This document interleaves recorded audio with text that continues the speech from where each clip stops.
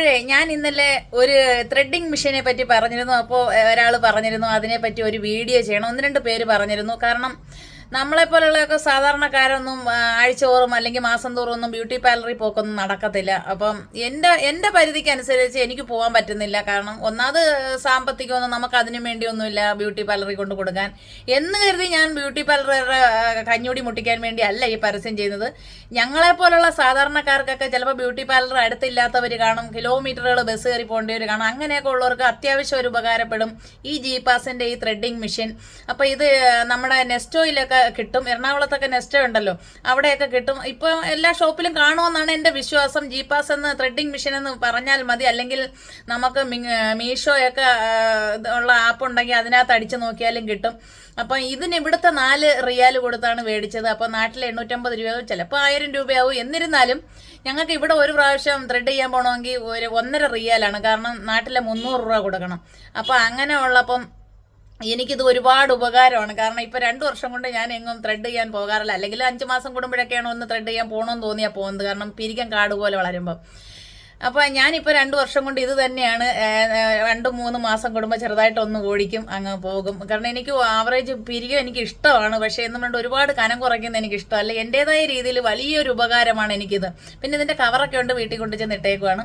അപ്പോൾ ഇത് നമ്മൾ എടുക്കാൻ നേരത്ത് ഉപയോഗിക്കുന്നതിന് മുമ്പ് തന്നെ നമുക്കൊന്ന് ചെക്ക് ചെയ്യാം. അപ്പോൾ ഈ ഒരു അടപ്പ് തുറക്കുമ്പോൾ അതാ ഇതുപോലെ 2 അറ്റത്തും ചിരിച്ചുള്ള 2 ബ്ലൈഡാണ് ഇരിക്കുന്നത്. എന്നിട്ട് അതിനകത്ത് നമ്മുടെ ആവശ്യം കഴിയുമ്പോൾ ഒന്ന് എടുത്ത് ഊതി കളയുമ്പോൾ അതിനകത്ത് വല്ല കുഞ്ഞു കുഞ്ഞു രോമങ്ങളൊക്കെ ഉണ്ടെങ്കിൽ അതിൽ നിങ്ങൾ പൊക്കോളും കേട്ടോ. അപ്പോൾ എന്നിട്ട് ഇതുപോലെ അങ്ങ് അടയ്ക്കുക. അടച്ചതിന് ശേഷം ഇതിനകത്തൊരു ചാർജറൊക്കെ ഉണ്ട്. ഞാൻ ഒരു മാസം കൂടുമ്പോൾ എടുക്കാൻ നേരത്താണ് ചാർജ് ചെയ്യുന്നത്. ഒരു കംപ്ലൈൻറ്റും ഇല്ല. 2 കൊല്ലം കൊണ്ട് ഇതുപോലെ തന്നെ ഇരിക്കുകയാണ്. എടുക്കുമ്പോൾ വേണമെങ്കിൽ ഒന്ന് ചാർജ് ചെയ്തില്ല, ആവശ്യം കഴിയുമ്പോൾ ഒന്ന് ചാർജിലിടും 10 മിനിറ്റ്.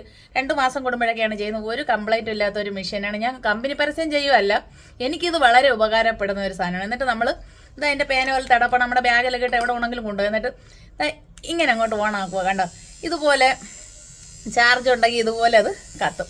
അതിനുശേഷം നമ്മുടെ പിരികത്തിൻ്റെ അളവ് നമുക്ക് തന്നെ അറിയാമല്ലോ പിരികം എഴുതുന്നതൊക്കെ. അപ്പോൾ ആ ഒരു ഷേപ്പിൽ നമ്മൾ ഇതിങ്ങനെ അങ്ങ് പിടിച്ചു കൊടുത്താൽ മതി. അപ്പം ഒരു സൗണ്ട് കേൾക്കും, കിടുകിടുകിടാന്ന് നമുക്കൊരു സൗണ്ട് കേൾക്കും. എന്താണെന്ന് വെച്ചാൽ ആ പിരികം നമ്മൾ ഓരോന്നും പോകുന്നത് കിടുകിടാ കേൾക്കും. അപ്പം നമ്മൾ വേറൊന്നും വിചാരിക്കണ്ട, പിരികം ഇളകി വരുന്നു എന്ന് മാത്രം നമ്മൾ ചിന്തിച്ചാൽ മതി.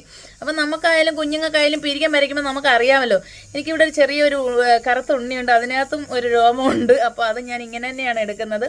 അപ്പം ഇത് നമ്മുടേതായ ഷേപ്പിനനുസരിച്ച് നമ്മൾ ഇതിങ്ങനെ പിടിച്ചു കൊടുത്താൽ മതി. സൈഡിൽ നമ്മൾ വരയ്ക്കുന്നപോലെ എന്ന് വെച്ചാൽ ഈ നമ്മൾ ഒരു പണ്ടൊക്കെ പിന്നെ കരിമഷി എഴുതാനെ കൊണ്ട് തീപ്പെട്ടി കോലല്ലേ, അപ്പം ആ കരിമഷിയുടെ നടുക്കൂടെ നമ്മൾ എഴുതും. പക്ഷേ അതിൻ്റെ ഷേപ്പ് നമുക്ക് ഇങ്ങനെ വരയ്ക്കുമ്പോൾ പറയാം. അപ്പോൾ അതുകൊണ്ട് ഇത് ചരിച്ച് പിടിച്ചു കൊടുക്കണം മേളിൽ വരയ്ക്കുമ്പോൾ. മേളിൽ വരയ്ക്കുമ്പോഴില്ല, മേലത്തെ രോമം എടുക്കുമ്പോൾ കേട്ടോ. അപ്പം വേണ്ട ഒരു കിറുകിറാന്നുള്ള സൗണ്ട് കേട്ടില്ലേ നിങ്ങൾ, കണ്ടോ?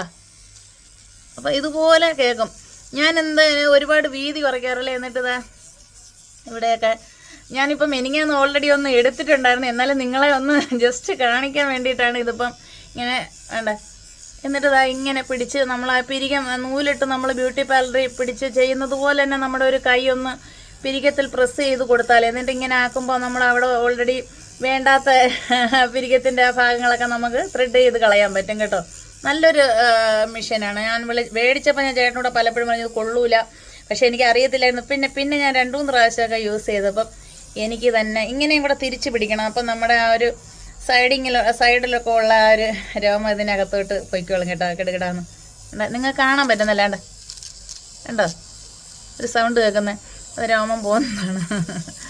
അപ്പം ഇത്രയേ ഉള്ളൂ നമുക്ക് ഇതിൻ്റെ പരിപാടി. കാരണം ഇതിപ്പം ഞാനിപ്പം എനിക്ക് ഇത്രയും മതി. എനിക്ക് ഇത്തിരി പിരികത്തിന് വീതി വേണം. അതുകൊണ്ട് ഞാൻ വളരെ നൈസായിട്ട് മാത്രമേ എടുത്തിട്ടുള്ളൂ. ഞാൻ ഇതൊരു പരസ്യമോ അല്ലെങ്കിൽ ഇതൊരു എനിക്ക് നല്ല ഉപകാരപ്പെടുന്ന ഒരു സാധനമാണ് ഇത്. എനിക്ക് എങ്ങും പോകേണ്ട ആവശ്യമില്ല. നമ്മുടേതായ കാര്യങ്ങളെല്ലാം ഈ ഒരു മുഖത്തെ പിരികം ത്രെഡ് ചെയ്യാൻ ഇതിൽ സാധിക്കുന്നുണ്ട്. അപ്പം വേണമെന്നവർക്ക് നിങ്ങൾ ഇന്നലെ കാണിക്കണം എന്ന് പറഞ്ഞതുകൊണ്ട് മാത്രമാണ് ഞാൻ ഈ വീഡിയോ ഇട്ടത്. ആവശ്യമുള്ളവരൊക്കെ മേടിച്ചെന്ന് പരീക്ഷിക്കുക. അതിനുശേഷം നമുക്ക് ചിലപ്പം വീതി കുറഞ്ഞ പിരികത്തിന് പിരികം എഴുതണമെന്നുള്ള ചിലർക്ക് നിർബന്ധമായിരിക്കും. ഞാൻ പക്ഷേ എഴുത്തൊന്നുമില്ല. എന്നാലും ഞാനൊരു ഹൈബ്രോ പെൻസിൽ മേടിച്ച് വെച്ചിട്ടുണ്ട്. അപ്പം നിങ്ങൾ കർശനമായിട്ടും ഈ പിരികം ത്രെഡ് ചെയ്തതിന് ശേഷം എഴുതാൻ എടുക്കേണ്ട പെൻസിലെന്ന് പറഞ്ഞാൽ ഈ കോഫി പൗഡറിൻ്റെ കളർ മാത്രമേ മേടിക്കാവൂ. എന്നാലേ നമ്മൾ ആ കറുത്ത പിരികത്തിന് വരച്ചു കൊടുക്കുമ്പോൾ പ്രത്യേക ഒരു എടുത്തൊരു നല്ലൊരു കളർഫുള്ളായിട്ട് നമുക്ക് കാണാൻ പറ്റും. എനിക്കിത് അറിയത്തില്ലായിരുന്നു. ഞാനൊരു ദിവസം ഒരു സ്ഥലത്ത് പോയപ്പം കല്യാണത്തിന് ബ്യൂട്ടി ചെയ്യാൻ കൊച്ചിനെയും കൊണ്ടുപോയപ്പം പറഞ്ഞു തന്നേന്ന്. അപ്പോൾ അങ്ങനെ ഞാനിപ്പോൾ വരച്ചത് തെറ്റിയിട്ടുണ്ടായിരിക്കും. എനിക്ക് വലിയ പരിജ്ഞാനമൊന്നുമില്ല, ഈ പെരികം എഴുത്തൊന്നുമില്ല. ഞാൻ പിന്നെ നിങ്ങളെ കാണിക്കാൻ വേണ്ടി ഞാനിന്നൊന്ന് വരച്ചതേ ഉള്ളൂ. അപ്പം നിങ്ങൾക്ക് തന്നെ ആ ഒരു വര ഇവിടെ ആ ഒരു കളർ വ്യത്യാസം കണ്ടല്ലേ, ആ ഒരു നല്ലൊരു കളർഫുള്ളാണ്. ആ കാപ്പുപൊടി കോഫി പൗഡറിൻ്റെ കളറ് ഹൈബ്രോ പെൻസിൽ മേടിക്കും. ഓക്കെ, അപ്പോൾ ഇത്രയൊക്കെ തന്നെ ഉള്ളൂ എൻ്റെ പിരികൻ ത്രെഡ്.